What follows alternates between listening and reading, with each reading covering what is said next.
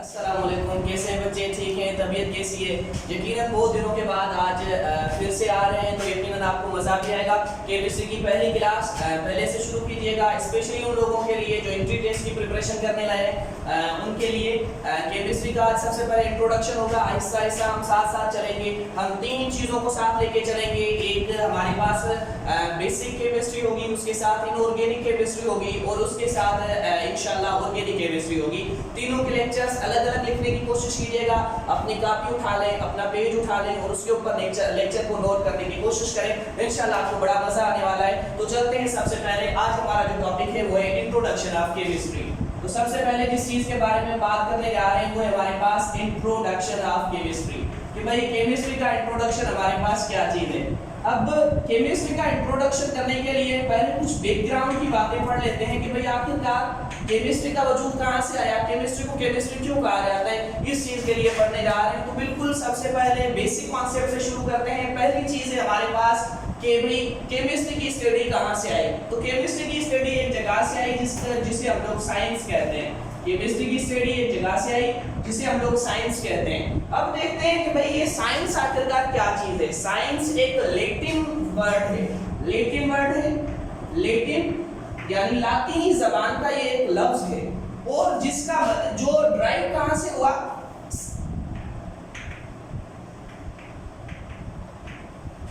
साइनिशिया से ये लफ्ज हमारे पास क्या हुआ, ड्राइव हुआ। अब इसकी मीनिंग क्या है? इसकी मीनिंग है ये इस लफ्ज से निकला है और ये लातीनी जबान का लफ्ज है। इसका मतलब था नॉलेज। साइंस का मतलब हमारे पास है नॉलेज। अब नॉलेज तो मुख्तलिफ इकसाम की होती है। देखते हैं भाई नॉलेज कितने इकसाम की होती है। नॉलेज में हमारे पास सोशियोलॉजी भी आ जाती है, इंसानों के बारे में नॉलेज आ जाती है, गधों घोड़ों के बारे में भी नॉलेज आ जाती है। तो देखते हैं भाई हमारे पास नॉलेज आखिरकार कितने हिस्सों में डिवाइड की गई है। तो नॉलेज को भी हमने मुख्तलिफ हिस्सों के अंदर डिवाइड किया हुआ है। अब देखते हैं कि ये नॉलेज कितने हिस्सों के अंदर डिवाइड की गई है। तो साइंस को दरअसल तीन हिस्सों के अंदर डिवाइड किया गया है। साइंस की हमारे पास तीन टाइप्स हैं, टाइप्स ऑफ साइंस।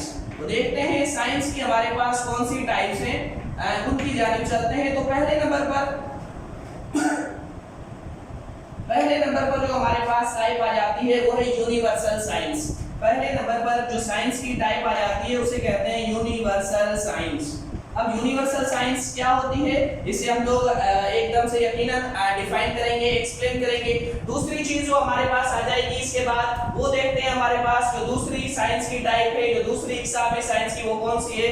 वो है हमारे पास जो दूसरी इकसाम है साइंस की वो हमारे पास है सोशल साइंस। अच्छा जी बाद में लिख लीजिएगा, पहले इसे समझ लें ये हमारे पास क्या चीजें हैं। पहली चीज है हमारे पास यूनिवर्सल साइंस, दूसरी चीज है हमारे पास सोशल साइंस और तीसरी चीज जो हमारे पास बहुत ही कॉमन है उसे हम लोग कहते हैं फॉर्मल साइंस।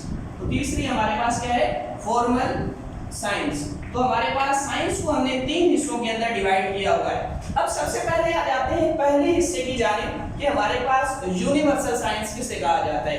जनाब यूनिवर्सल साइंस बड़ी इजी चीज है बेटा। देखेंगे अभी यूनिवर्सल साइंस हमारे पास क्या है। तो जो यूनिवर्सल साइंस है इसे हम लोगों ने तीन हिस्सों के अंदर डिवाइड किया है।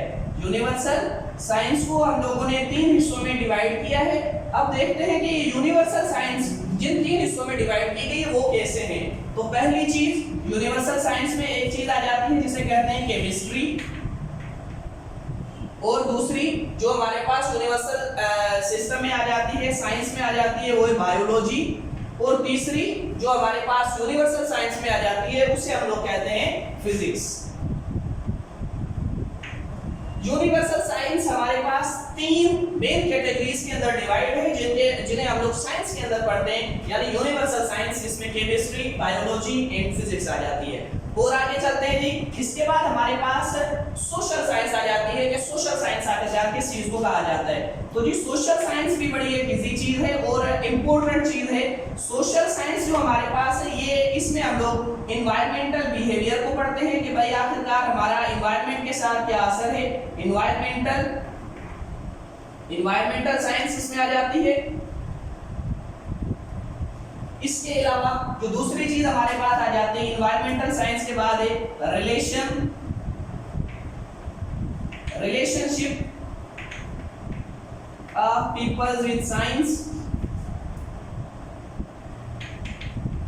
या with environment, sorry with environment, ये हमारे पास किसे कहते हैं जी, ये सोशल साइंस को कहा जाता है। और इसके बाद जो तीसरी साइंस हमारे पास आ जाती है जिसे हम लोग कहते हैं फॉर्मल साइंस। फॉर्मल साइंस किसे कहा जाता है, जिसमें हम लॉजिक चीजों के बारे में पढ़ते हैं, यानी कि मैथमेटिक्स आ गई या इस तरह की जो दूसरी चीजें आ गई वो हमारे पास लॉजिकल साइंस के अंदर पढ़ी जाती है। तीसरी टाइप हमारे पास है उसे हम क्या कहते हैं, लॉजिकल साइंस कहते हैं। तो जो लॉजिकल साइंस है इसके अंदर हम लोग किसे पढ़ते हैं, मैथ पढ़ते हैं, ठीक है। और इसका लॉजिकल को दूसरा हम लोग फॉर्मल साइंस भी कहते हैं, फॉर्मल, ठीक है जी।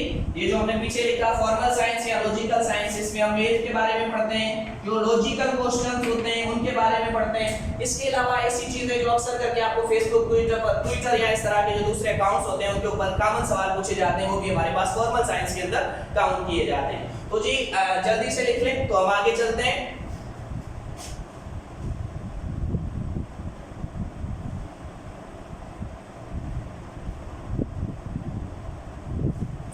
यकीनन लिख लिया होगा।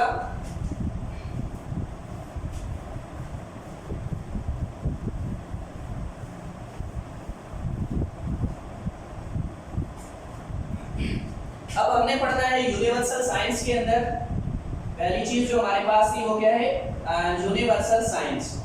अब यूनिवर्सल साइंस के अंदर हमने जिस चीज के बारे में पढ़ना है वो यकीनन आपके सामने मौजूद है, उसे केमिस्ट्री कहा जाता है। तो आज हम जिस चीज के बारे में पढ़ने जा रहे हैं वो हमारे पास क्या है, केमिस्ट्री। ये दरअसल और कुछ भी नहीं है, ये यूनिवर्सल साइंस की एक टाइप है। अब देखते हैं भाई हमारे पास केमिस्ट्री, जिसे हम यूनिवर्सल साइंस के अंदर गिन रहे हैं, वो क्या चीज है।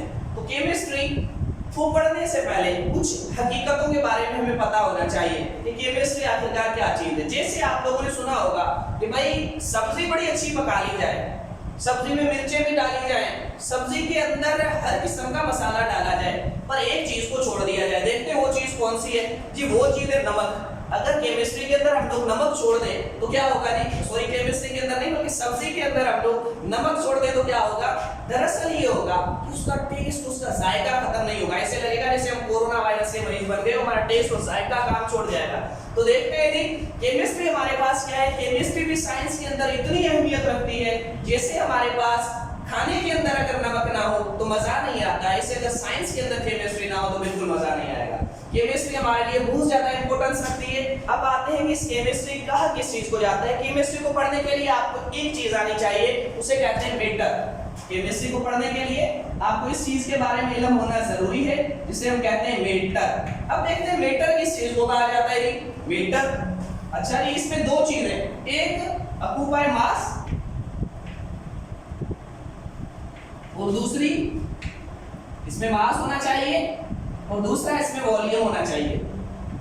ऐसी चीजें जिनका मास भी हो, जिनके अंदर वॉल्यूम भी हो, उसे हम लोग क्या कहते हैं, मेटर कहते हैं। मेटर की हमारे पास बहुत सारी डेफिनेशन आ जाती हैं। अब उनके अंदर एक और भी डेफिनेशन है, which is full of energy, जो एनर्जी से भरा हुआ हो उसे भी हम लोग मेटर कहते हैं। और इसकी एक और भी मेटर की डेफिनेशन है जो हमारे पास आमतौर के ऊपर पढ़ाई जाती है। देखते हैं कि वो हमारे पास कौन सी डेफिनेशन है। इसे हम लोग ऐसे लिख सकते हैं, ये भी डेफिनेशन है इसकी, ये भी डेफिनेशन है इसकी और ये भी डेफिनेशन है इसकी। इसमें हमारे पास क्या आएगा, इसमें हमारे पास आएगा which exist in universe, which exist in universe। वो चीज जो यूनिवर्स में पाई जाती है वो हमारे पास मेटर है। ये हमारे पास तीन मुख्तलिफ किस्म की मेटर की डेफिनेशन है। इन्हें हम लोग देख भी सकते हैं कि किस तरह से। हम एक सिलेंडर का मिसाल ले लेते हैं। ये जो सिलेंडर हमारे पास मौजूद होता है, इस सिलेंडर के अंदर अगर हम लोग कोई भी गैस भर दें, XYZ में ऑक्सीजन भर देता हूं, अब इस ऑक्सीजन का एक मखसूस किस्म का प्रेशर भी होगा और इस ऑक्सीजन को भरने के बाद इसका कुछ वजन भी हो जाएगा। ये कुछ ना कुछ जगह भी घेरेगी और इसके अंदर कोई ना कोई मास भी आ जाएगा, इसका वजन भी हो जाएगा, वेट भी हो जाएगा। तो इसमें हमारे पास दो चीजें आ जाएंगी, एक मास भी आ जाएगा और दूसरा ये कोई ना कोई जगह घेरेगी तो वॉल्यूम भी आ जाएगा। तो मास भी आ गया और वॉल्यूम भी आ गया, तो ये हमारे पास मेटर कहलाएगा। केमिस्ट्री में हम हर किस्म के मेटर के बारे में पढ़ेंगे। अब क्या पढ़ेंगे, तो कहता है केमिस्ट्री की डेफिनेशन लिख देते हैं। तो ये हमारे पास क्या है, study of matter, study of matter, मादे के बारे में पढ़ना। अब वो हमारे पास क्या चीज है जिसमें मास और वॉल्यूम हो, वो हमारे पास मादा है। दुनिया के अंदर हर चीज है, ये चौक है, इसका भी कुछ ना कुछ वजन होगा, इसने कोई ना कोई जगह घेरी होगी, ये भी मैटर है। मैं इतना सारा खड़ा हूं, मैंने भी कोई ना कोई वजन रखा होगा, कोई ना कोई जगह घेरी होगी, तो मैं भी दरअसल क्या हूं, मैटर हूं। ये बोर्ड हमारे सामने मौजूद है, इसके अंदर भी इसने कुछ ना कुछ जगह घेरी होगी, कुछ ना कुछ वजन रखता होगा, तो ये भी हमारे पास क्या होता है जी, ये भी हमारे पास मैटर है। इस तरह से दुनिया के अंदर पाई जाने वाली चीजें मैटर कहलाती हैं, स्टडी ऑफ मैटर। अब उन चीजों के बारे में पढ़ना।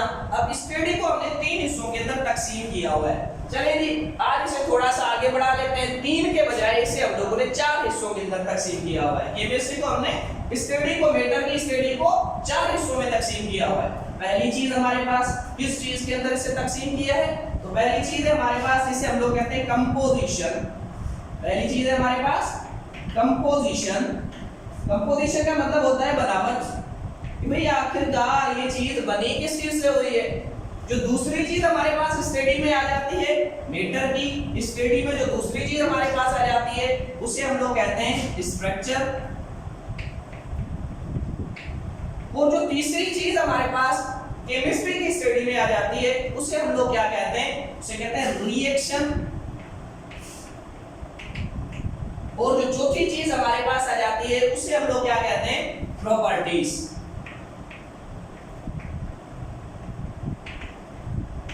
तो ये हमारे पास क्या हो गई, मैटर की स्टडी करने के लिए हमारे पास चंद चीजों का पता होना चाहिए।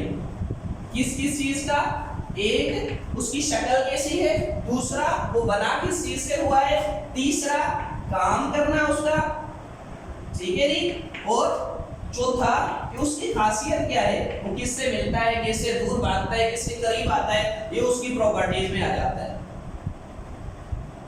Study of matter is known as chemistry.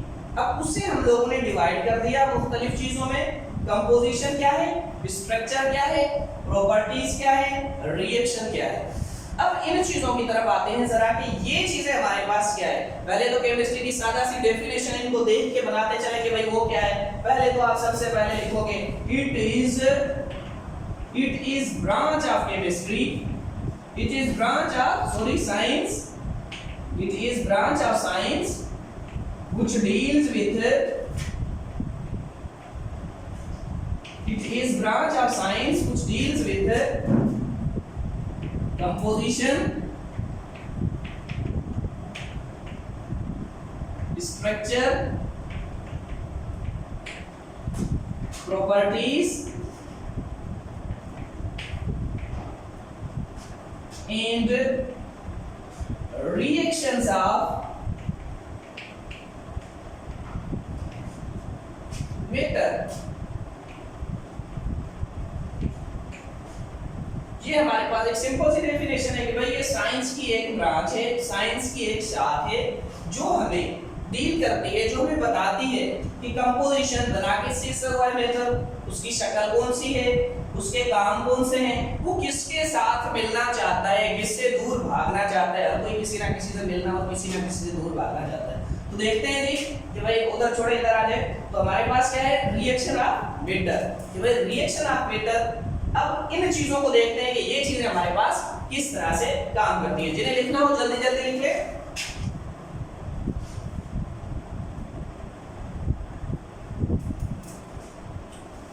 यकीनन लिख लिया होगा पास करके आप लोगों ने।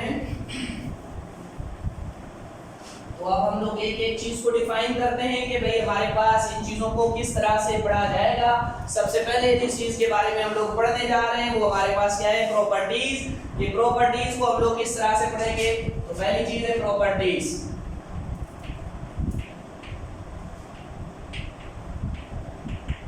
ठीक है जी, प्रॉपर्टीज। प्रॉपर्टीज का मतलब बिल्कुल सिंपल है कि वो किस चीज के साथ रिएक्शन करता है, किस चीज के साथ रिएक्शन नहीं करता, क्यों रिएक्शन करता है और क्यों रिएक्शन नहीं करता। तो हमारे पास प्रॉपर्टीज दो टाइप्स की होती है। जो प्रॉपर्टीज हैं ये हमारे पास दो टाइप्स की होती हैं। पहली प्रॉपर्टी क्या है, फिजिकल प्रॉपर्टीज। Physical properties. अब वो देखेंगे कि भाई हमारे पास फिजिकल प्रॉपर्टीज कौन सी हैं, ठीक है जी, फिजिकल प्रॉपर्टीज कौन सी हैं। दूसरी केमिकल प्रॉपर्टीज, कि भाई केमिकल प्रॉपर्टीज आखिरकार कौन सी हैं। एक आ गई हमारे पास फिजिकल प्रॉपर्टीज और एक हमारे पास आ गई केमिकल प्रॉपर्टीज। तो अब देखते हैं सबसे पहले physical properties, which are observed by sense, which are observed by sense। अब देखते हैं भाई सेंस से कैसे। आप इस चौक को अपने नाक के करीब लेके जाएं, ओहो चॉकिंग स्मेल है इसकी। तो ये जो हमारे पास स्मेल होती है उसकी, जो चीजें हम लोग सेंस के थ्रू, हमारे पांच सेंस होते हैं उनके थ्रू हम जिन चीजों को ऑब्जर्व कर ले वो हमारे पास क्या है, फिजिकल प्रॉपर्टीज कहलाती हैं। अब आ जाते हैं केमिकल प्रॉपर्टीज की जानिब कि भाई केमिकल प्रॉपर्टीज किसे कहा जाता है जी। तो केमिकल प्रॉपर्टीज को होती है which are observed only by taste, which are observed only by taste। Taste करके जिन्हें ऑब्जर्व किया जाए, जैसे कि हमारे पास तीन कलरलेस महलूल पड़े हो, उनके अंदर कोई स्मेल भी ना हो, टी आर्डर्ड हो सारे, उनके अंदर कोई स्मेल ना हो, हम क्या करेंगे, टेस्ट परफॉर्म करके देखेंगे। हालांकि ये क्या है भाई, पानी है, अल्कोहल है या कोई और चीज है, होंगे तो सारे क्या हमारे पास, सारे के सारे हमारे पास होंगे जी जिनका कोई भी टेस्ट नहीं होगा, ठीक है, जिनका टेस्ट तो मतलब कि जो हम लोग सेंस के थ्रू टेस्ट नहीं कर पा रहे होंगे, जिन्हें हम लोग सेंस के थ्रू समझ नहीं पा रहे होंगे, उनके लिए फिर हमें टेस्ट करना पड़ेगा। जब उनका टेस्ट करेंगे तो हमें पता लग जाएगा भाई ये हमारे पास कौन से किस्म का महलूल है। तो प्रॉपर्टीज हमारे पास दो तरह की होती हैं, एक फिजिकल प्रॉपर्टीज और एक हमारे पास होती है केमिकल प्रॉपर्टीज। अब इनके बाद हमारे पास एक और चीज आ जाती है जिसे हम लोग कहते हैं, दूसरे नंबर पर जो चीज हमारे पास आ गई उसे हम लोग कहते हैं स्ट्रक्चर। क्या कहते हैं, स्ट्रक्चर। अब देखते हैं भाई स्ट्रक्चर किस चीज को कहा जाता है, ये कौन सी बला का नाम है, कौन सा चाचा है, कौन सा मामा है, कौन सा काका है, इसके बारे में भी पढ़ते हैं नहीं कि हमारे पास स्ट्रक्चर किस चीज को कहा जाता है। तो जी स्ट्रक्चर कहते हैं it tells about the connectivity of atoms, it tells about the connectivity of atom. जी हमें किस चीज के बारे में बताती है कि भाई एटम एक दूसरे के साथ कैसे मिलते हैं, क्यों मिलते हैं, कितने मिलते हैं। It tells about the connectivity. It tells about the connectivity of atoms.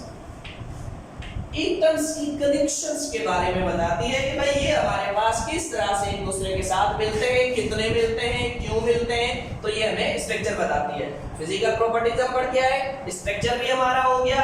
अब देखते हैं जो दूसरी चीज हमारे पास आ जाती है वो हमारे पास कौन सी है। तो हमने दूसरी बात की थी, वो चीज है हमारे पास कंपोजिशन। क्या है जी, कंपोजिशन। अब देखते हैं जी कंपोजिशन किस चीज को कहा जाता है। असल में ये क्वांटिटी की बात करेगा, असल में ये क्वांटिटी की बात करेगा। कंपोजिशन में हम लोग क्वांटिटी के बारे में पढ़ेंगे। अब देखते हैं भाई हमारे पास कि भाई कंपोजिशन आखिरकार किस चीज को कहा जाता है। तो ये एक ऐसा प्रोसेस होता है जिसमें हम एलिमेंट कितने प्रेजेंट हैं, ठीक है जी, उनके बारे में पता लगाएंगे। ये हमारे पास क्वांटिटेटिव एनालिसिस भी कहलाएगी, क्वांटिटेटिव एनालिसिस। अब यकीनन एक नया वर्ड हमारे पास आ गया भाई, एनालिसिस किसे कहा जाता है। तो जी एनालिसिस कहा जाता है ऐसी चीज को जो आपकी ऑब्जर्वेशन में हो, वो चीज जिसके ऊपर आप काम कर रहे हो, उसे तोड़ रहे हो, उसे मिला रहे हो, उसे जोड़ रहे हो, वो हमारे पास क्या कहलाती है, एनालिसिस कहलाती है। मिसाल के तौर पर ये दूध का एक गिलास हमारे पास मौजूद है, ठीक है जी। अब इस दूध के गिलास के अंदर हम लोग क्या करेंगे, गिलास ऑफ मिल्क। अब इसके अंदर हमने क्या ढूंढना है भाई, दूध के अंदर हमने कोई एक पॉजिटिव केटाइन ढूंढना है, एक केटाइन ढूंढना है हमने। अब देखते हैं भाई केटाइन ढूंढने के लिए हमारा यहाँ पर ढूंढना किस चीज को है, हमने ढूंढना है इसमें से इस पॉजिटिव चार्ज को ढूंढना है कि भाई इसके अंदर कितनी पॉजिटिव चार्जेस मौजूद है। क्वांटिटेटिव है ना, मतलब क्वांटिटी का पता लगाना है हमें कि भाई इसके अंदर कितनी पॉजिटिव चार्जेस मौजूद है। अब देखा जाएगा भाई इसके अंदर कितनी पॉजिटिव चार्जेस मौजूद हैं, तो उस हिसाब से हम लोग इस चीज का अंदाजा लगाएंगे जी। तो अब ये जिस चीज को ढूंढा जा रहा है ये कहलाएगा एनालाइट। क्या कहलाएगा? एनालाइट कहलाएगा। एनालाइट किसे कहते हैं? एनालाइट कहा जाता है which is under observation, which is under observation. वो चीज जो हमारी ऑब्जर्वेशन में हो उसे हम लोग एनालाइज कहते हैं। Which is under observation is known as analyse. और ये जो दूध के अंदर हम लोग किसी चीज को ढूंढ रहे हैं, this process is known as analysis. ठीक है जी, ये प्रोसेस जिसमें हम लोग दूध में से कीटाणु को ढूंढने की कोशिश कर रहे हैं, ये हमारे पास क्या है? प्रोसेस है एनालिसिस का। और जिस चीज को ढूंढा जा रहा है वो हमारा क्या है? एनालाइज है। जैसे कि कमरे के अंदर एक बंदा छुपा हुआ हो और हमने उसे ढूंढना, उसका नाम अली है, तो हम भागते हुए उस कमरे में आए और हमने किसे ढूंढना है? अली को ढूंढना है। काम किस पर कर रहे हैं? अली पर कर रहे हैं, तो अली हमारा क्या होगा? एनालाइट होगा। और वो प्रोसेस क्या होगा? एनालिसिस का प्रोसेस होगा। अब कंपोजिशन क्वांटिटेटिव एनालिसिस है, यानी कि ऐसा प्रोसेस जिसमें हम क्वांटिटी का पता लगा सके कि कितने एटम मिलके ये चीज बना रहे हैं, कितने एटम मिलके ये चीज बना रहे हैं। It is a process by which elements are present and what is quantity of element is given in a compound। ठीक है जी, what quantity is given in compound, कि भाई किसी कंपाउंड के अंदर कितनी क्वांटिटी, आई थिंक मेरी आपको उम्मीदें समझ में आ जाएगी। तो कहते हैं what quantity is given in compound, कितनी क्वांटिटी एक कंपाउंड के अंदर मौजूद है, वो हमारे पास क्या कहलाएगी जी? वो हमारे पास कंपोजिशन कहलाएगी। तो हमने देख लिया हमारे पास तीन चीजें हो गई, प्रॉपर्टीज भी हो गई, स्ट्रक्चर भी हो गई, कंपोजिशन भी हो गई, और आखिरी चीज यानी कि रिएक्शन की जानिब चलते हैं। रिएक्शन किसे कहा जाता है? रिएक्शन, रिएक्ट करना, रिएक्ट एक दूसरे के साथ मिलना, मिक्स होना, हाइब्रिड होना, किस तरह से होता है रिएक्शन? तो रिएक्शन हम लोग कहते हैं उन चीजों के बारे में कि एक दूसरे के साथ क्यों मिलते हैं, कैसे मिलते हैं, वजह क्या है। रिएक्शन हमारे पास दोनों तरह का होता है, क्वालिटेटिव भी होता है, क्वांटिटेटिव भी होता है। क्वालिटी के बारे में भी बताता है, क्वांटिटी के बारे में भी बताता है। तो आ जाते हैं जी रिएक्शन की जानिब। रिएक्शन किसे जी को कहते हैं? How to react with another compound, how to react with a compound, कि भाई ये किस तरह से हमारे पास किसी कंपाउंड के साथ रिएक्ट करता है, ये देखा जाएगा। How to react with a compound, किस तरह से किसी कंपाउंड के साथ क्या करता है? रिएक्ट करता है। तो ये हमारे पास सिंपल प्रोसेस था जिसके जरिए हम लोग केमिस्ट्री के बारे में मालूमात हासिल कर सकते हैं। जल्दी से लिख ले, तो हमने अभी आगे चलना है। यकीनन आपने पॉज करके इसे लिख लिया होगा। तो चलते हैं आगे की जानिब। इसके बाद हमारे पास क्या आ जाएगा? अब हम लोग पढ़ लेते हैं आखिरकार केमिस्ट्री का वजूद कहाँ से आया। हर चीज जो भी होती है ना, ये तो केमिस्ट्री थी, अब इसका बैकग्राउंड क्या है, ये कहाँ से आया। तो देखिए जी, केमिस्ट्री इस तरह से आया। पुराने करीम में एक आयत मौजूद है, उस आयत के अंदर अल्लाह इरशाद फरमाया गया कि एक जड़ी बूटी दुनिया के अंदर अल्लाह ने पैदा की है। वो जो जड़ी बूटी पैदा की है उसको आप लोग इस्तेमाल करके सोना बना सकते हैं। मुसलमान भाग दौड़ के पीछे लग गए। क्या कर रहे हैं उन्होंने उस जड़ी बूटी को ढूंढना है कि सोना बनाना है। वो गोल्ड के पीछे भागने लगे। जब ये गोल्ड के पीछे भागने लगे तो इन्होंने बहुत सारी चीजें दरियाफ्त कर ली। 600 से लेके 1600 तक मुसलमानों का बड़ा जबरदस्त दौर रहा। इस दौर के अंदर एक मदरसे का उस्ताद होता था, जिस उस्ताद का नाम था इमाम गजाली। एक मदरसे का उस्ताद होता था जिसका नाम था हमारे पास इमाम गजाली। अब वो जो इमाम गजाली था, ये मदरसे में पढ़ाता था, बच्चों को पुरानी तालीमात देता था, उसके साथ साथ मदरसे में साइंस भी पढ़ाया करता था। इसका ये बादशाह के बच्चों को भी पढ़ाता था। एक रास्ते से गुजरता था, जिस रास्ते से गुजरता था वहां पर एक बकरियां चराने वाला चरावा होता था जिसके पाँव में चप्पल भी नहीं होती थी। वो बंदा जिसके पाँव में चप्पल भी नहीं होती थी, उसने एक दिन इससे पूछ लिया, जनाब बताएं आप कौन हैं? इतनी बड़ी अजीम हस्ती, आपको इतनी इज्जत दी जाती है, आप घोड़े पे जाते हो, आखिर आप कौन हो? तो आपने फरमाया मैं उस्ताद हूँ। वो झुक के उसके कदमों में आ गया, कहने लगा सरदार जी मुझे भी मुस्तफीज फरमाए इल्म से। तो उसने कहा कि मेरे पास टाइम नहीं है, बादशाह के बच्चों को पढ़ाता हूँ। उसने कहा सही, आप जब जाओगे तो मैं आपके पीछे चलूंगा, सवाल करूंगा, आप जवाब दीजिएगा। आओगे, मैं आपके पीछे चलूंगा, सवाल करूंगा, जवाब दीजिएगा। आपने उसकी बात मान ली। सुबह घर से निकलते थे, बादशाह की हवेली तक 6 किलोमीटर का रास्ता होता था। तो वो सारा पीछे वो बच्चा, वो बकरियां चराने वाला चरावा बकरियों को छोड़ के उसके पीछे जाता। शाम को जब वो वापस वहां महल से निकलता तो उसके साथ साथ निकलता, वो सवाल करता, वो जवाब देता। तो इसका वो तालिब इल्म बकरियां चराने वाला चरावा, उसका असल में जो नाम था वो था जाबिर बिन हयान। इसे जाबिर इब्न हयान भी कहा जाता है, जाबिर बिन हयान भी कहा जाता है। जाबिर इसका नाम है, हयान का ये बेटा है। जाबिर बिन हयान या जाबिर इब्ने हयान, मुख्तलिफ जगहों पे मुख्तलिफ अज़कार इसके लिखे हुए हैं, तो ये आप लोग ज्यादा रिसर्च कर लीजिएगा। ये जाबिर बिन हयान ये हमारे पास क्या है, ये जनरल केमिस्ट्री का फादर कहलाता है, जनरल केमिस्ट्री का फादर। ठीक है जी, तो ये हमारे पास क्या है, father of general chemistry, father of general chemistry. ठीक है जी, जनरल केमिस्ट्री का फादर कहलाता है। इसके बाद इनकी जितनी रिसर्च हुई, इसने बहुत कुछ बना लिया। तो इसने कई मिट्टी के सामान बना लिया। आज भी रोम और यूनान की लेबोरेटरी से बहुत सारे इसके बनाए हुए चीजें मिलती हैं। अभी भी रोम के अंदर एक डिस्कवरी हुई है, जिसकी अंदर जो नीचे जमीन के अंदर एक लेब बनाई हुई है, वो जाबिर बिन हयान ने बनाई थी, उनका कहना है। वल्लाहु अअलम व रसूलुहु। तो इसके बाद और आगे चलते हैं जी। दूसरा बंदा आया जिसका नाम था रॉबर्ट बॉयल। एक दूसरा बंदा आया जिसका नाम था रॉबर्ट बॉयल। ये आजकल हमारे पास मॉडर्न केमिस्ट्री का फादर माना जाता है कि भाई हमारे पास मॉडर्न केमिस्ट्री का जो फादर है वो कौन है, रॉबर्ट बॉयल है। तो ये हमारे पास है, थोड़ी सी हिस्ट्री थी साइंस की, और अब इसके ऊपर और भी काम चल रहा है। और जैसे आगे चलेगा तो हम आगे के लेक्चर्स में से कंटिन्यू रखेंगे। तो पहला इमाम गजाली मदरसे में पढ़ाने वाला बंदा था, उसका शागिर्द था जाबिर इब्न हयान। जाबिर इब्न हयान के बाद रॉबर्ट बॉयल जो मॉडर्न केमिस्ट्री का फादर माना जाता है। अब इसके एडवांटेजेस के बारे में पढ़ते हैं कि भाई हमारे पास केमिस्ट्री के फायदे क्या हैं। सबसे पहले आ जाते हैं एडवांटेजेस कि भाई हमारे पास इस केमिस्ट्री के फायदे क्या हैं। तो केमिस्ट्री इंडस्ट्री के अंदर बहुत ज्यादा इस्तेमाल होती है। केमिस्ट्री हमारे पास इंडस्ट्री के अंदर बहुत ज्यादा इस्तेमाल होती है।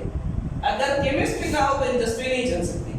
धागे को खींचने के लिए अल्कोहल की जरूरत पड़ती है, कपड़े बनाने के लिए अल्कोहल की जरूरत पड़ती है, परफ्यूम बनाने के लिए अल्कोहल की जरूरत पड़ती है।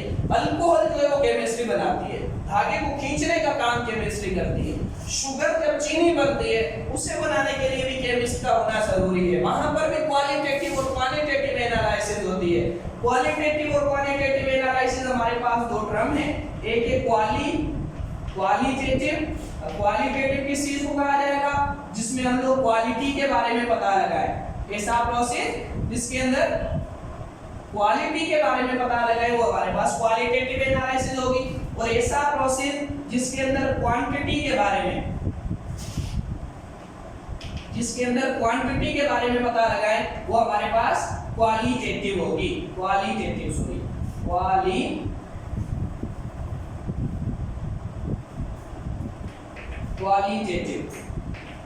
इसमें हम लोग क्वांटिटेटिव, इसमें हम लोग क्वांटिटी के बारे में पता लगाएंगे। वो हमारे पास है क्वालिटी और ये हमारे पास है क्वांटिटी। इसमें हम क्वांटिटी के बारे में पता लगाएंगे, ये हमारे पास क्वांटिटेटिव एनालिसिस है। क्वांटिटेटिव एनालिसिस जिसमें क्वांटिटी के बारे में पता लगाया जाए, और क्वालिटेटिव एनालिसिस जिसमें क्वालिटी के बारे में पता लगाया जाए। इंडस्ट्री के अंदर दो किस्म के केमिस्ट मौजूद होते हैं, एक क्वालिटेटिव केमिस्ट होता है, एक क्वालिटेटिव केमिस्ट होता है। ये हर चीज पर काम करते हैं। इसके अलावा इसे हम लोगों ने प्लास्टिक के अंदर भी इस्तेमाल किया। प्लास्टिक की बहुत बड़ी दो चीजें यानी कि पीवीसी पॉलीविनाइल क्लोराइड, ठीक है जी, और दूसरा हमारे पास है पीवीए पॉलीविनाइल एसीटेट। ये दो चीजें हैं जिनकी वजह से जितनी भी दुनिया के अंदर प्लास्टिक मौजूद है वो इन चीजों की बदौलत है, मतलब केमिस्ट्री की बदौलत है। अगर केमिस्ट्री ना होती तो ये भी नहीं होती। और सबसे इंपॉर्टेंट चीज ये केमिस्ट्री हमारे पास क्या है, केमिस्ट्री हमारे पास बायोकेमिकल्स बनाती है। बायोकेमिकल किसे कहते हैं, जितनी भी हमारे पास ड्रग्स मौजूद हैं, जितनी भी अदावियात मौजूद हैं, जितनी भी दवाएं मौजूद हैं, वो सब की सब इस केमिस्ट्री की बदौलत है। अगर केमिस्ट्री ना होती आज हमारे पास कोई दवाई नहीं होती। अगर हमारे पास दवाई नहीं होती हम बड़े परेशान होते और हम आगे सरवाइव नहीं कर सकते थे। अब इसके बाद आ जाते हैं, ये तो और भी बहुत ज्यादा है, लेकिन ये मैंने दो चार आपके सामने लिख दिए हैं। और आप मजीद जितने बनाना चाहो, जितने लिखना चाहो, केमिस्ट्री तो पूरे वेक्टर के बारे में पढ़ाई है, तो हर चीज के बारे में इसके फायदे हैं। अब इसके डिसएडवांटेज भी है, देखते हैं कि इसके डिसएडवांटेज हमारे पास कौन से हैं, वो बहुत ही कम है। डिसएडवांटेजेस कि भाई इसके डिसएडवांटेजेस हमारे पास कितने हैं, तो देखें, एक तो इसने सबसे पहले दुनिया के लिए जो दवाई लाई वो है एटॉमिक बम। इसने एटॉमिक बम बना दिया, जो सबसे पहले जापान के अंदर हिरोशिमा के ऊपर गिराया गया और उसी के दूसरे शहर के ऊपर भी गिराया गया, जिससे बहुत ज्यादा बीमारियां भी फैली। तो ये इसका डिसएडवांटेज है कि इसने ऐसी खतरनाक चीजें बना दी। इससे फायदे भी है पर डिसएडवांटेज है इसका, ये बहुत ज्यादा गंदी चीजें हैं। इसने इसी तरह से हाइड्रोजन बम वगैरह इस तरह की चीजें दरियाफ्त की। आजकल आप लोग देख रहे हो कोरोना वायरस चल रहा है, कई बातें बताई जाती हैं, कोरोना कोरोना कोरोना कोविड-19 का नाम दिया गया है। तो ये भी एक हमारे पास क्या है, बायोलॉजिकल वार है। पहले होती थी हथियारों के साथ जंगे, अब भी बायोलॉजिकल वार। किसी की भी माशियत को गिराना हो तो आप लोग क्या कर लें, केमिस्ट्री को इस्तेमाल करते हुए कोई वायरस बना डाले और वायरस बना के भी जुर्म करके दे रहे हैं। ये भी बायोकेमिस्ट्री में से निकला हुआ है। बायोकेमिस्ट्री भी केमिस्ट्री की एक फील्ड है, इसने ये भी बहुत बड़ा खतरा हमारे लिए पैदा कर दिया है। इसके अलावा ऐसी बहुत सारी चीजें हैं जो केमिस्ट्री ने हमारे लिए पैदा कर दी हैं, जो हमारे लिए बहुत ज्यादा नुकसानदायक भी हैं। पर अब मसला ये है कि हर चीज के फायदे और नुकसान मौजूद होते हैं। और ये सिंपल चीजें थी इंट्रोडक्शन ऑफ केमिस्ट्री में। अगले वीडियो में हम मजीद इसके बारे में बात करेंगे, इंट्रोडक्शन केमिस्ट्री से आगे चलेंगे। तो कल इंशाल्लाह हमारा नेक्स्ट वीडियो होगा। सदा सो भागवती।